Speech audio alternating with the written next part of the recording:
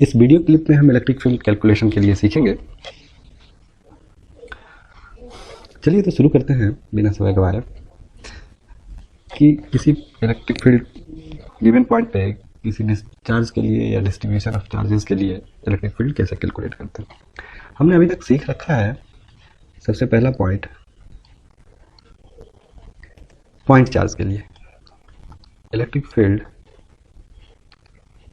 Due two point charge. आप इस नीचे के फिगर में देख रहे हैं एक पॉइंट चार्ज है। पॉइंट चार्ज कहने का मतलब इस चार्ज का कोई डायमेंशन नहीं है, एक इंडिपेंडेंट चार्ज है जिसका डायमेंशन 0 है, जो पॉजिटिव चार्ज प्लस क्यू रखे हुए हैं। यहाँ से r डिस्टेंस पे अगर हम इलेक्ट्रिक फील्ड कैलकुलेट करना चाहें, इस पॉइंट P पे अगर हम इलेक्ट्रिक फील्ड कैलकुलेट करना चाहें तो ये इलेक्ट्रिक फील्ड आउटवर्ड डायरेक्शन की तरफ होगा और इसे हम E से डिनोट करते हैं। ये हमने पढ़ रखा है।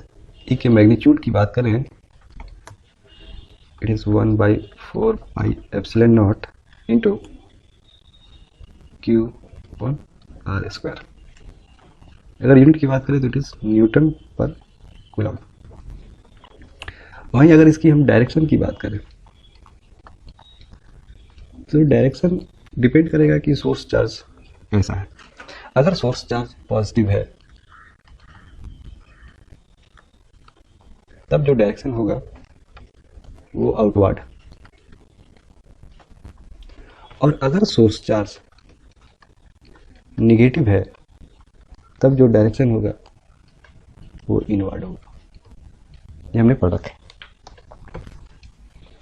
तो हम एक वेक्टर फार्मूला यूज करने के इलेक्ट्रिक फील्ड के लिए कोई वेक्टर फार्मूला यूज करने से बचेंगे, और कन्वीनियंस ये रहेगा कि हम मैग्नीट्यूड और डायरेक्शन अलग अलग सोचेंगे। मैग्नीट्यूड सोचने के बाद डायरेक्शन को सोचने के लिए पॉजिटिव साइड से पॉजिटिव चार्ज के लिए आउटवर्ड और नेगेटिव चार्ज के लिए इनवर्ड, इस सेंस में सोचेंगे। आगे हमारा ये टारगेट रहेगा। चलिए अब देखिए, अब एक इम्पॉर्टेंट बात यह है कि ई सुपरपोजिशन, जैसे अब हम एक चार्ज के लिए निकाले, बहुत सारे सिस्टम ऑफ चार्जेस को मिला के जब हम किसी पॉइंट पे इलेक्ट्रिक फील्ड कैलकुलेट करना सोचेंगे तब हमें सुपरपोजिशन लॉ लगाना पड़ेगा। क्या? एक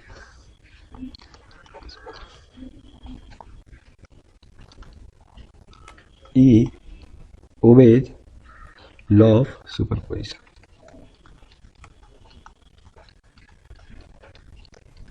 हमने इलेक्ट्रिकल फोर्स के कूलम वाले सेक्शन में भी देखा था। जस्ट लाइक लिख देते हैं, just like electrical force Fe।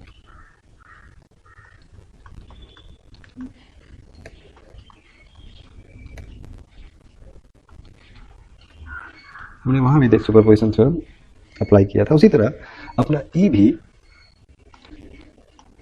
Superposition law को फॉलो करता है। कहने का मतलब ये है कि आप अगर किसी पॉइंट पे E निकालना चाहते हैं, रिजल्टेंट निकालना चाहते हैं, तो उस पॉइंट पे जितने भी इलेक्ट्रिक फील्ड एग्जिस्ट करेंगे अलग अलग कारणों से, Q1 चार्ज से, Q2 चार्ज से, इसी तरह Q3 चार्ज के चलते, Q4 चार्ज के चलते, इन सबों का वेक्टर सम होगा। ये इन सबों का वेक्टर सम होगा।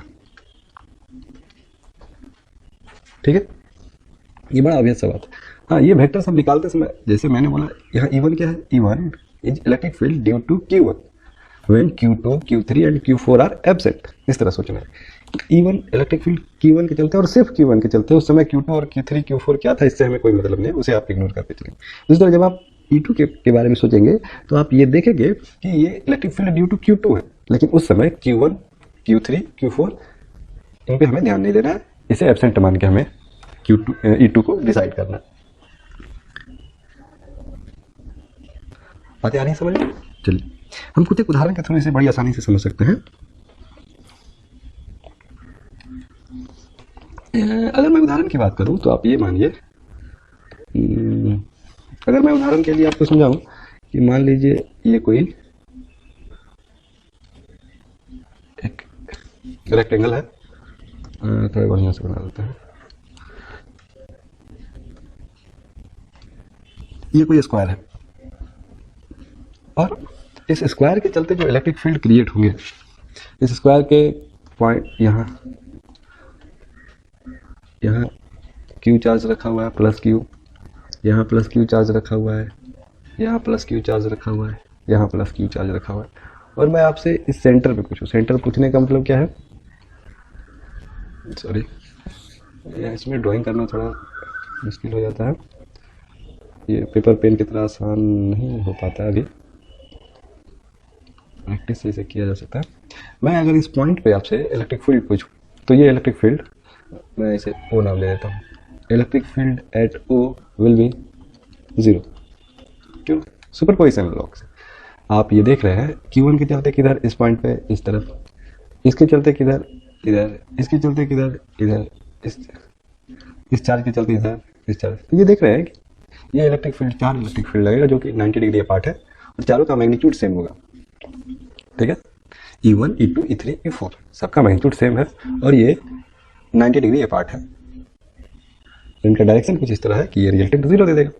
तो ये यहाँ हमने सुपरपोजिशन थ्योरम लगा, अलग अलग फोर्सेज हैं लेकिन उनका वेक्टर सम हमें करना है। तो इसी तरह के बहुत सारे सिचुएशंस हैं जिसे आप सुपरपोजिशन लॉ लगा के सॉल्व कर सकते हैं।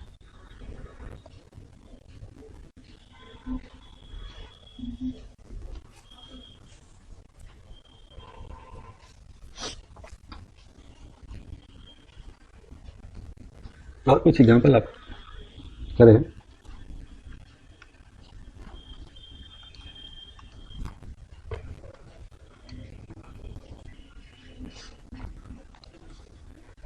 इसमें मैंने चार्ज दे रखा है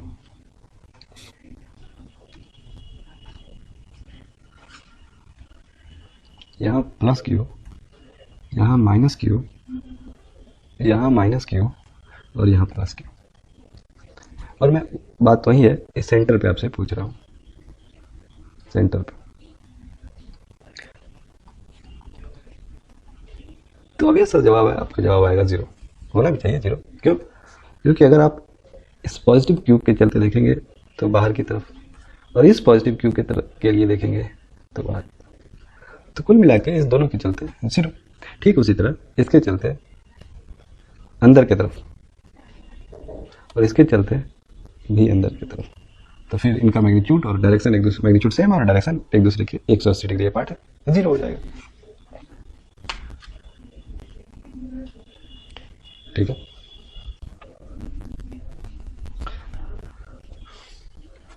और अगर आप जानना चाहेंगे तो ये ट्रायंगल है कोई और इसके वर्टेक्स पे रखा हुआ चार्जेस है प्लस क्यू या माइनस क्यू, आप कुछ भी मान सकते हैं, plus Q plus Q plus Q, और मैं आपसे इसके सेंट्रॉइड पे इलेक्ट्रिक फील्ड पूछ रहा हूँ, ये भी 0। ठीक उसी तरह सुपरपोजिशन थ्योरम अप्लाई करके आप बोल सकते हैं कि 0 होगा। चलिए कुछ उदाहरण दिखाते हैं। मैं कह रहा हूँ कि ये 3 चार्ज हैं, इसे मैं प्लस क्यू मान ले रहा हूँ, क्यू क्यू क्यू ये प्लेस्ड है यहाँ, और मैं आपसे यहाँ इलेक्ट्रिक फील्ड जानना चाह रहा हूँ कितना होगा, और इसका साइड दे रखा है मैंने ए स्क्वायर है, ए साइड है, चारों साइड ए है, तो आप इस पॉइंट पे इलेक्ट्रिक फील्ड बताओ। देखिए बड़ा ऑब्वियस है, इस पॉइंट, इस क्यू के लिए बाहर की तरफ, इस वाले क्यू के लिए बाहर की तरफ, और इस वाले क्यू के लिए इसके इस तरफ। तो इस पे 3 फोर्सेज लगेंगे, इसे मैं E1 नाम दे रहा हूँ, इसे E2 और इसे E3। तो जब आप इस पॉइंट पे टोटल इलेक्ट्रिक फील्ड कैलकुलेट करेंगे तो it will be vector sum of E1 plus E2 plus E3। Obvious सा बात है। तो जब आप E1 की बात करेंगे, E1 और E2 के बारे में, तो इनका मैग्नीट्यूड सेम होगा। क्यों? इलेक्ट्रिक फील्ड डिपेंड करता है सोर्स चार्ज और डिस्टेंस पे, तो इस दोनों केस में सोर्स चार्ज का वैल्यू भी सेम है, 1/4πε0 Q/a²। ठीक है, डायरेक्शन तो मैंने यहाँ दिखा रखा है और आप आसानी के लिए इसे आई जे का नाम दे सकते हैं। ठीक है, तो मैं E1 को लिख रहा हूँ थोड़ा बढ़िया से। E1 के इधर एक्स एक्सिस है, ये आई एक्सिस है और ये जे एक्सिस है। तो E1 को मैं I के फॉर्म में लिख दे रहा हूँ,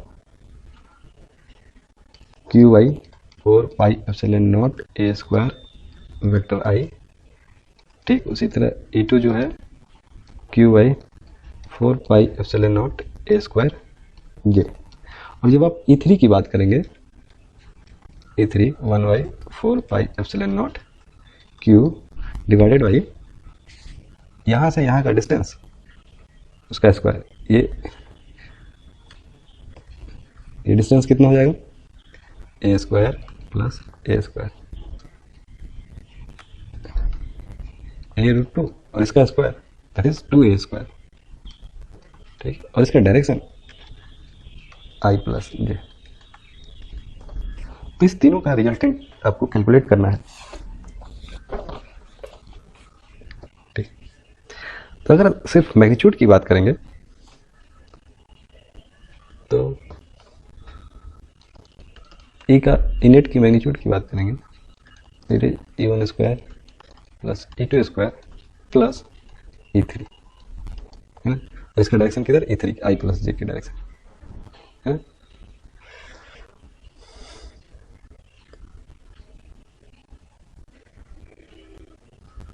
तो इस तरह आप इसे कैलकुलेट कर सकते हैं। एक अगला सवाल है, दो चार्जेस रखे हुए हैं,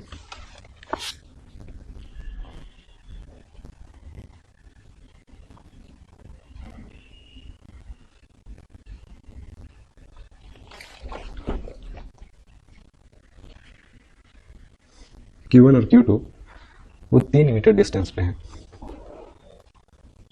ये Q1 है और ये Q2 है। Q1 16 माइक्रोकूलम का है और Q2 4 माइक्रोकूलम का है और इनका डिस्टेंस 3 मीटर है। अब कह रहा है कि एक तीसरा पॉइंट बताइए इनके बीच का जहां नेट इलेक्ट्रिक फील्ड 0 हो जाए। तो देखिए, अगर आप पॉइंट ढूंढने निकलेंगे तो आपके पास पॉइंट 3 रीजन हो सकते हैं। एक इस पॉइंट के Q2 के दाहिने साइड, Q1 के बाएं साइड और तीसरा Q1 Q2 के बीच में।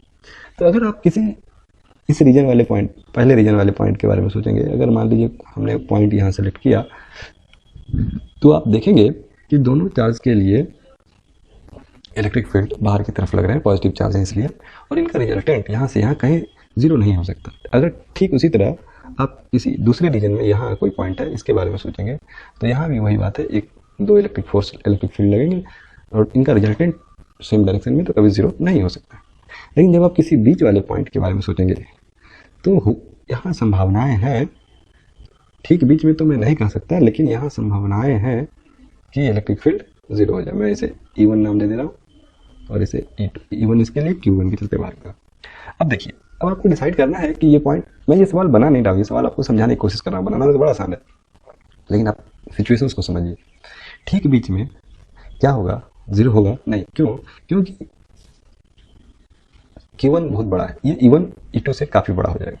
तो हमें, अगर हम बीच वाले पॉइंट की बात करें तो इलेक्ट्रिक फील्ड का डायरेक्शन E1 की डायरेक्शन में होगा, क्योंकि Q1 बहुत बड़ा है। डिस्टेंस तो सेम है लेकिन Q1 बहुत बड़ा है। तो हमें कुछ इस तरह का उपाय करना है कि E1 छोटा हो जाए और E2 बड़ा हो जाए। तो हम इस पॉइंट को, हमारा जो पॉइंट है उसको Q2 की तरफ शिफ्ट करते हैं, तो हमारा पॉइंट कहीं यहाँ लाई करेगा। ठीक है, चलिए मैं इसे मिटाता हूँ और अपना जो पॉइंट है मैंने मान लिया कि आधा के बाद कहीं इधर है, और इसके चलते यहाँ से इसकी दूरी R1 हमने मान लिया और यहाँ से इसकी दूरी R2 मान लिया, और ये ऐसा पॉइंट हो सकता है जहाँ इलेक्ट्रिक फील्ड 0 हो जाए। ठीक है, दोनों फील्ड एक दूसरे के अपोजिट काम कर रहे हैं और उनका मैग्नीट्यूड भी 0 हो जाए। अपोजिट तो काम कर ही रहे हैं। चलिए, तो अगर इस पॉइंट पे E की बात करें, E1 की, तो E1 क्या हो जाएगा, 1/4 pi epsilon not Q1 by R1 square. इस तरह E2 की बात करेंगे, 1/4 pi epsilon not Q2 by R2 square, और इनका मैग्नीट्यूड सेम हो जाना चाहिए। तो मैग्नीट्यूड सेम करने के लिए आप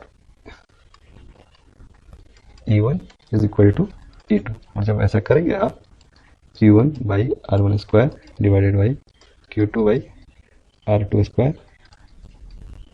और जब आप R1/R2² के फॉर्म में लिखेंगे तो इट विल Q1/Q2।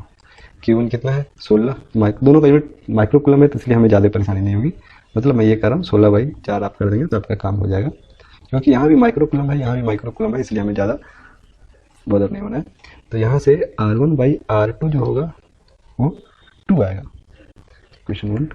और आपको पता है दूसरा इक्वेशन क्या, R1+R2 इज 3, इन्होंने दे रखा है कि ये 3 मीटर। तो जब आप इस दोनों इक्वेशन को सॉल्व करेंगे तो आपके पास R1 और R2 आ जाएगा, और ये आ जाएगा R1 2 मीटर या R2 का लीजिए 1 मीटर, ठीक है। और यही आपका आंसर हो जाएगा। आपने देखा कि यहाँ से 2 मीटर की दूरी पे, बीच में नहीं 1.5 मीटर पे नहीं 2 मीटर की दूरी इलेक्ट्रिक फील्ड एक दूसरे को जीरो करेगा। चलिए अब हम अपने सिलेबस में इलेक्ट्रिकल डाइपोल के चलते इलेक्ट्रिक फील्ड के बारे में पढ़ना है। तो इसके पहले इलेक्ट्रिकल डाइपोल के चलते इलेक्ट्रिक फील्ड के बारे में पढ़ा, इसके पहले हम थोड़ा जान लेते हैं कि इलेक्ट्रिकल डाइपोल होता क्या है, और साथ साथ डाइपोल से जुड़ा हुआ एक टर्म है डाइपोल मोमेंट, इसके बारे में भी जान लेते हैं कि डाइपोल मोमेंट क्या होता है। तो हम अभी जानेंगे इलेक्ट्रिकल डाइपोल और डाइपोल मोमेंट के बारे में। तो मैंने यहाँ फिगर बना रखा है, इस तरह के सिचुएशन को इलेक्ट्रिकल डाइपोल बोलते हैं। इसमें क्या खासियत है कि ये दो चार्ज का सेट है Q और उतना ही Q, लेकिन एक पॉजिटिव है एक नेगेटिव है, इनके बीच 2a दूरी है। तो इस तरह के सिस्टम को, इलेक्ट्रिकल सिस्टम को डाइपोल बोलते हैं। डाइपोल कुछ नहीं है, दो चार्ज का सिस्टम। चलिए मैं इसे नोट कर देता हूँ। डाइपोल क्या है, electrical dipole system of two charges with equal amount and opposite nature। Equal amount कहने का मतलब दोनों तरफ Q कूलम है, और अपोजिट नेचर का कहने का मतलब एक प्लस Q है तो दूसरा माइनस Q है। Separated by A small distance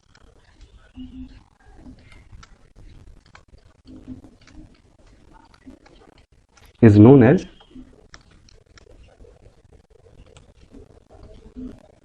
electric dipole. तो इलेक्ट्रिक डाइपोल कुछ नहीं, प्लस Q और माइनस Q जहां एक दूसरे से थोड़ी दूरी पे हैं तो उसे इस तरह के सिस्टम को इलेक्ट्रिकल डाइपोल बोलते हैं। अब एक टर्म आता है एक्सिस ऑफ डाइपोल। डाइपोल का एक्सिस क्या होता है, तो डाइपोल का एक्सिस इमेजिनरी लाइन होता है। Imaginary line joining the set of two charges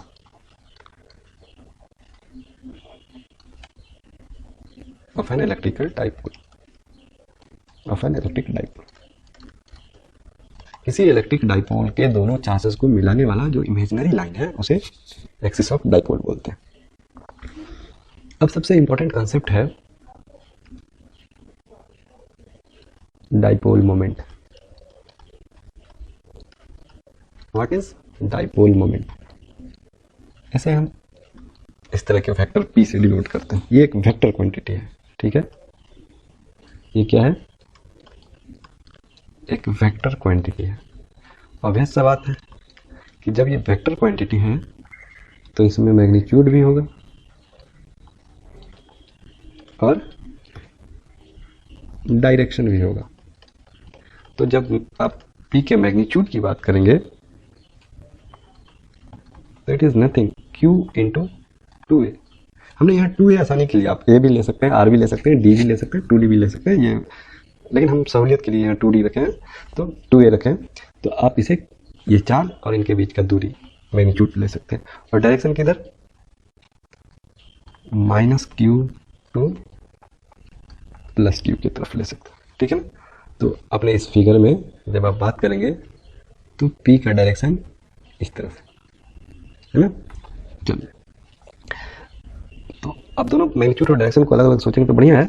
एक में भी लिखने का तरीका है, आप p a equal to q into two a बोल सकते हैं, जहाँ टू ए क्या है, इसे वेक्टर डिस्टेंस बोलते हैं, और डायरेक्शन किधर, माइनस क्यू से प्लस क्यू की तरफ।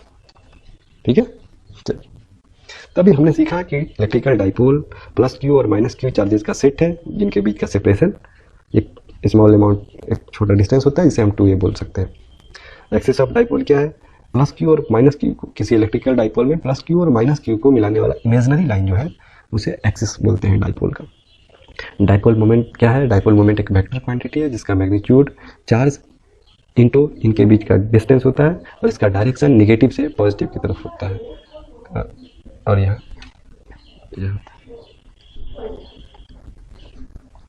चलिए अब हम बात करते हैं डाइपोल मोमेंट के चलते इलेक्ट्रिकल फील्ड की।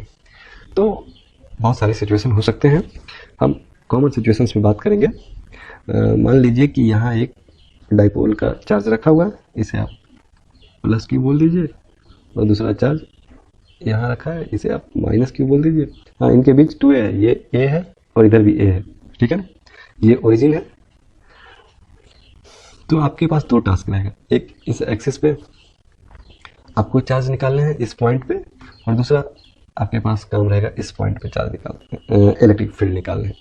आप सिंपल केस इलेक्ट्रिक फील्ड यहाँ निकालिए या यहाँ निकालिए, इस तरह की सिचुएशन आएगी।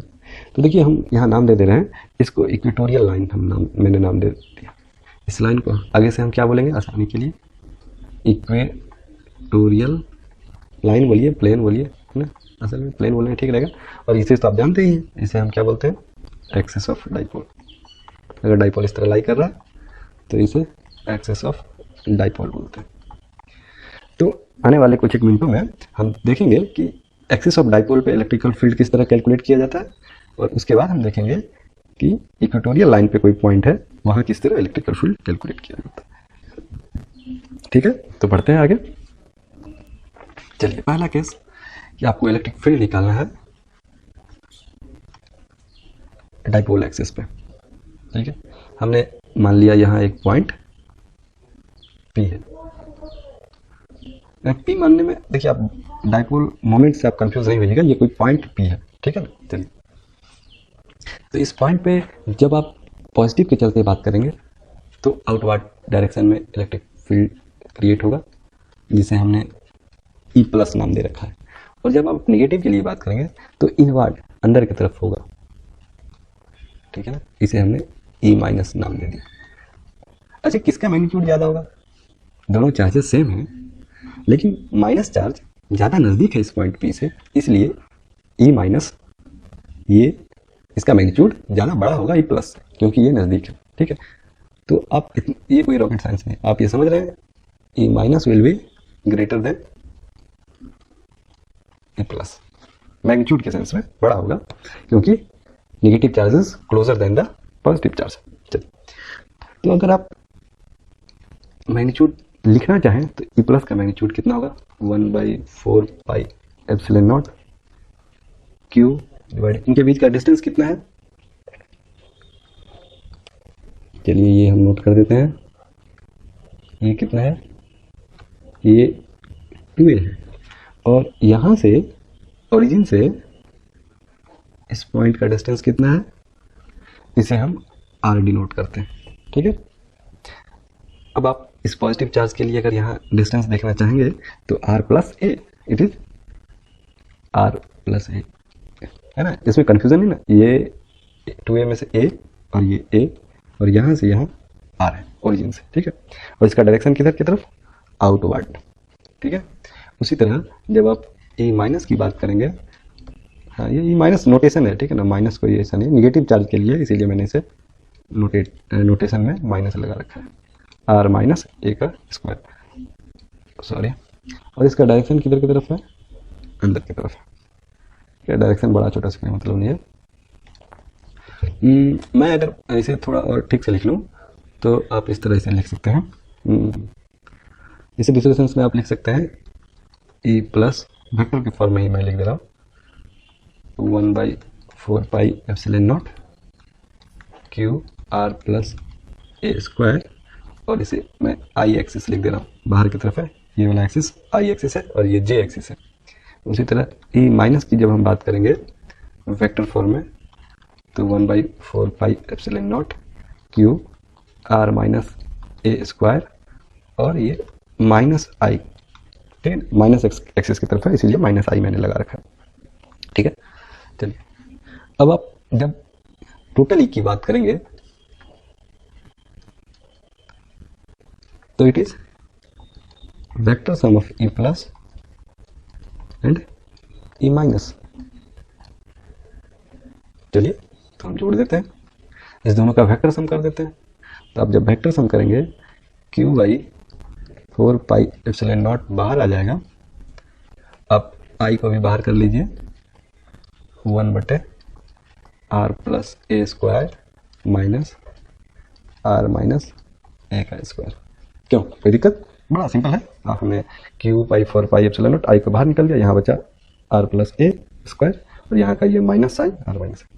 तो जब आप इसे सॉल्व करेंगे तो आप इधर आ जाएगा, मैं कर रहा हूँ क्यू आई तो बाहर, 4πε0 भी बाहर, और यहाँ r square plus a square minus 2ar, और यहाँ टोटल बच जाएगा माइनस ऊपर में 4ar डिवाइडेड बाई इतना, इन दोनों को गुना कर लीजिए आप, तो बचेगा r square minus a square इसका स्क्वायर।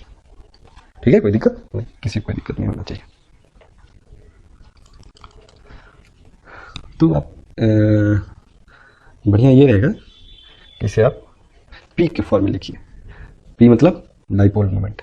तो अगर आप डाइपोल मोमेंट यहाँ देखना चाहेंगे तो अपना डाइपोल मोमेंट यहाँ क्या हो जाएगा, Q इंटू 2a, ये तो मैग्नीट्यूड हो गया, और डायरेक्शन किधर, माइनस से प्लस की तरफ, तो इसे मैं माइनस आई लिखूँ। तो इस चीज़ को मैं यहाँ फिट करने का कोशिश करूँगा। तो आपका ई जो आएगा, सॉरी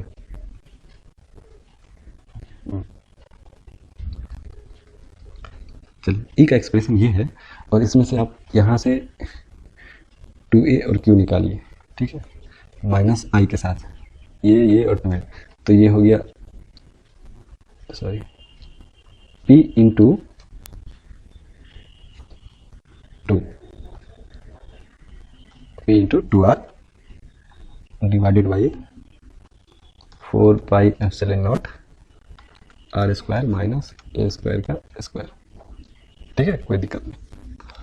अब आप एक जनरल केस क्या होता है, इनके बीच का डिस्टेंस बहुत छोटा होता है, कोई पॉइंट बाहर वाले पॉइंट से, बहुत जैसे मॉलिक्यूल के अंदर इनके बीच का डिस्टेंस 2a क्या बहुत स्मॉल, तो a बहुत स्मॉल होता है। तो अगर ऐसा होता है तो आप r square minus a square को क्या लिख सकते हो, आर स्क्वायर लिख सकते हो, और इस केस में ई क्या बनेगा, 2p बाई 4πε0 आर क्यू, यहाँ r4 हो जाएगा, ये तो खत्म हो जाएगा, और r4 और ये आर क्यू बच जाएगा। तो आपका एक्सप्रेशन कुछ इस तरह से आ जाएगा। तो इस एक्सप्रेशन को आप ध्यान रखना है। सॉरी, थोड़ा हड़बड़ी में तो ये इलेक्ट्रिकल फील्ड का एक्सप्रेशन है, वो भी अप्रोक्सीमेट एक्सप्रेशन है। एग्जैक्ट एक्सप्रेशन में ऐसा है, अप्रोक्सीमेट एक्सप्रेशन है। इसमें हमने मान रखा है कि ये बहुत छोटा है आर के रिस्पेक्ट में, तो एक इस तरह का एक्सप्रेशन है जहाँ नीचे आर क्यू आ रहा है और यहाँ 2 इंटू पी आ रहा है। ठीक है, पी क्या है, electrical dipole moment, this is q into 2a into minus i अपने इस केस में। चलिए अब बात को आगे बढ़ाते हैं, केस दूसरा लेते हैं जहाँ आपका पॉइंट कहाँ लाई करेगा, एक्सेस वाले पॉइंट, इक्वेटोरियल वाले पॉइंट पे लाई करेगा, यहाँ कहीं लाई करेगा। ठीक है, तो अगर कोई पॉइंट यहाँ लाई कर रहा है और इसके लिए आपको इलेक्ट्रिक फील्ड कैलकुलेट करना है, तो पॉजिटिव के लिए आउटवर्ड इनका स्ट्रक्चर बनाना थोड़ा सा बोर्ड के रिस्पेक्ट में यहाँ थोड़ा डिफिकल्ट हो जाता है, और इसके चलते भी बाहर की तरफ, सॉरी,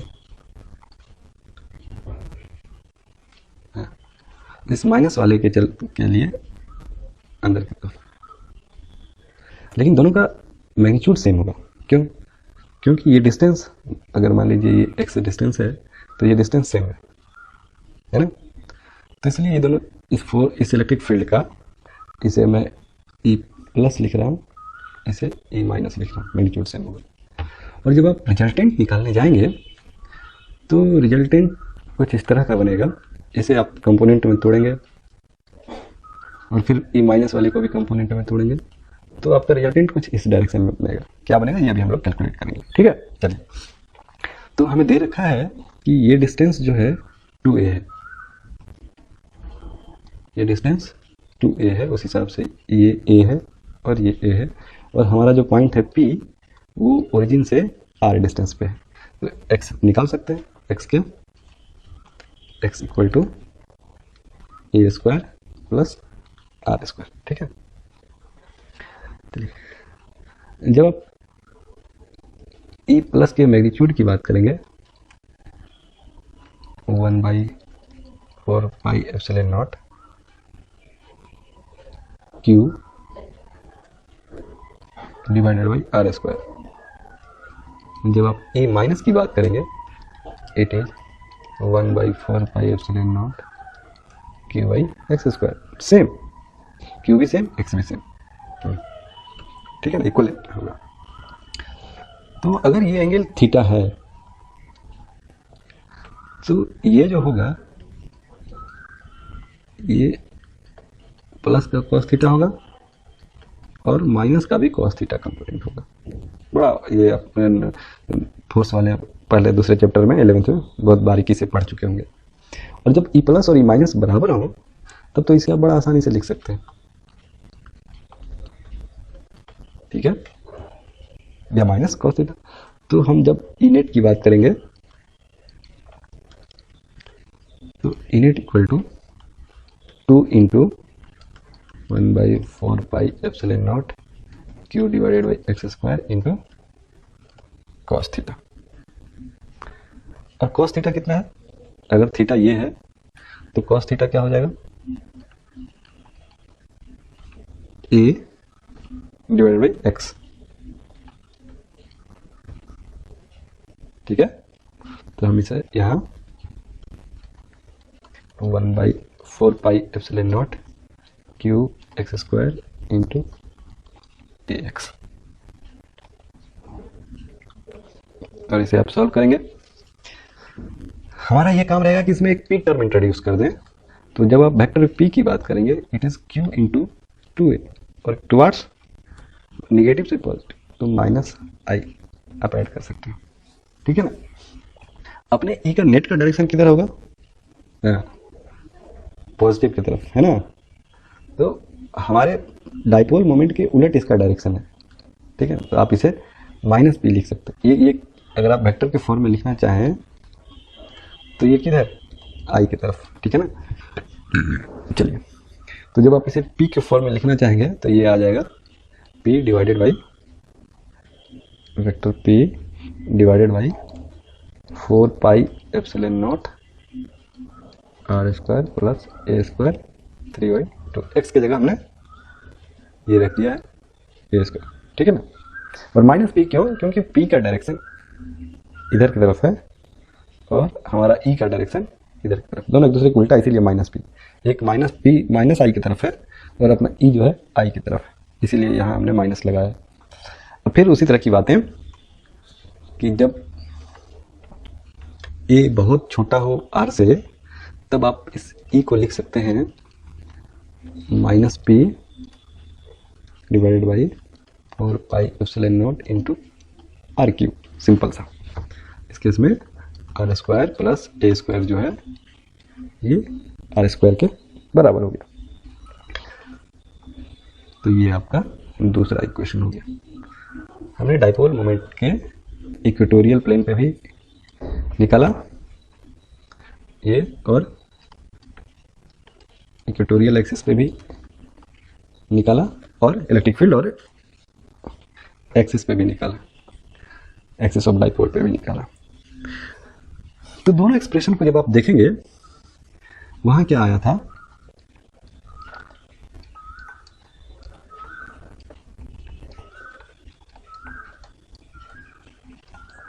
एक्सिस ऑफ डाइपोल पे इस तरह का आया। तो देखिए आप सिमिलरिटी देखिए, आर क्यू यहाँ 2 नहीं है, यहाँ 2 है, ठीक है ना, बात इतना का ही अंतर है और डायरेक्शन का अंतर है। तो इस बातों को हम थोड़ा लैंग्वेज डालते, देखिए फिजिक्स सिर्फ मैं बार बार कह चुका हूँ फॉर्मूला नहीं है, फॉर्मूले से बेहतर भी कुछ है। चलिए तो मैं नोट कर देता हूँ कुछ बातें। सबसे पहला बात है क्या,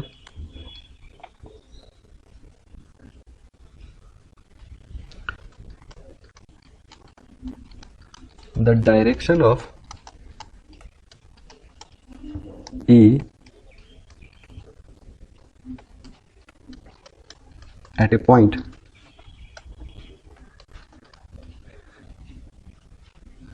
on the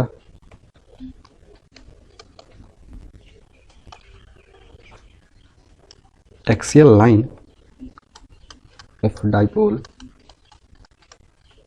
is parallel to dipole moment।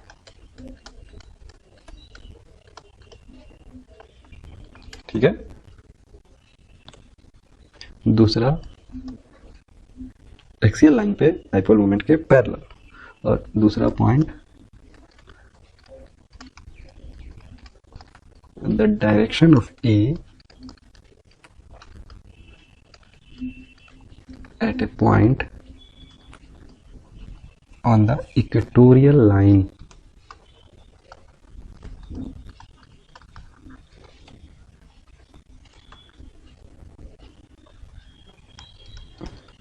of a dipole is anti-parallel to dipole moment। Dipole moment के एंटी पैरेलल है, ठीक है ना। एक जगह पैरेलल वर्ड यूज हुआ है, एक जगह एंटी पैरेलल। एक्सियल लाइन पे पैरेलल और इक्वेटोरियल लाइन पे एंटी पैरेलल, किसके, डाइपोल मोमेंट के, ठीक है ना। कहाँ, in the direction of P, और कहाँ, in the direction of minus P, ये आपको ध्यान रखना है। और तीसरा इंपॉर्टेंट बात ये है कि ये प्रोपोर्शनल टू 1/r³ है, ठीक है। लिख लेते हैं, the magnitude of E created by dipole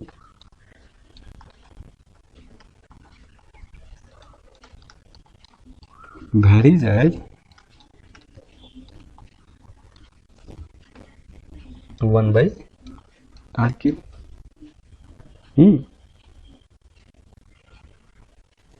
तो आप पॉइंट चार्ज के केस में याद कीजिए,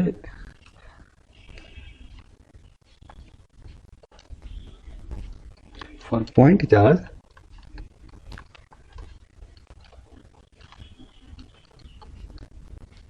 E proportional to 1/r², but for dipole it is 1/r³।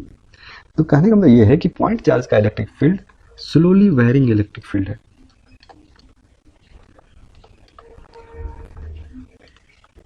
वही डाइपोल का फील्ड क्या है, ज़्यादा तेजी से वेरी कर रहा है, और पॉइंट चार्ज के रिस्पेक्ट में ये ज़्यादा तेजी से वेरी कर रहा है, ठीक है। तो ये 3 बातें हैं डाइपोल मोमेंट के इलेक्ट्रिक फील्ड कैलकुलेशन के लिए, ये 3 बातें हैं जिसे आपको याद रखना होगा, ठीक है। पहली बात है, अगर कोई पॉइंट एक्सियल पॉइंट पे है जहाँ हमें इलेक्ट्रिक फील्ड निकालना है तो वो पैरेलल होगा। चलिए मैं समराइज करता हूँ इस बात से। आपने यहाँ डाइपोल बनाया, ये समरी है, ये पॉजिटिव क्यू है, ये नेगेटिव क्यू। आपके डाइपोल का पी किधर है, माइनस से इस तरफ, ये आपको पता होना चाहिए, ये डाइपोल, ठीक है। और अगर आपका पॉइंट यहाँ है, पी लिखने में हमें संकोच हो रहा है ना, बार बार पी, छोटा पी, बड़ा P, vector P, scalar P, है ना। तो इस पॉइंट को मैं सी बोल दे रहा हूँ। तो अगर आप यहाँ निकालना चाहेंगे तो यहाँ के लिए है पी के डायरेक्शन में, यहाँ इलेक्ट्रिक फील्ड का डायरेक्शन किधर होगा, पी के डायरेक्शन में होगा। और अगर ये पॉइंट कहीं यहाँ लाई कर रहा है तो इलेक्ट्रिक फील्ड का डायरेक्शन जो होगा वो इस डायरेक्शन में होगा, जो कि पी के उल्टा है, एंटी पैरेलल है। इसे इक्वेटोरियल लाइन बोल सकते हैं आप, और इसे एक्सिस लाइन बोल सकते हैं। ठीक है, तो जब आप यहाँ ई के लिए एक्सप्रेशन लिखेंगे तो it is 1/4 pi epsilon naught minus p divided by r cube. Minus p क्यों, उल्टा डायरेक्शन में है इसलिए। और जब आप यहाँ ई के लिए एक्सप्रेशन लिखेंगे इस पॉइंट पे तो it is 1/4 pi epsilon not. हाँ, यहाँ प्लस तो होगा लेकिन 2p होगा, ये भी ध्यान रखना, और आर क्यूब तो रहेगा ही। ठीक है, ये मैंने डाइपोल मोमेंट के बारे, डाइपोल के बारे में, डाइपोल के इलेक्ट्रिक फील्ड के बारे में मैंने समरी आपके सामने रखा। ठीक है, तो मिलते हैं अगली क्लास में कुछ कंटिन्यूअस बॉडी के इलेक्ट्रिक फील्ड कैलकुलेशन के साथ। Thank you.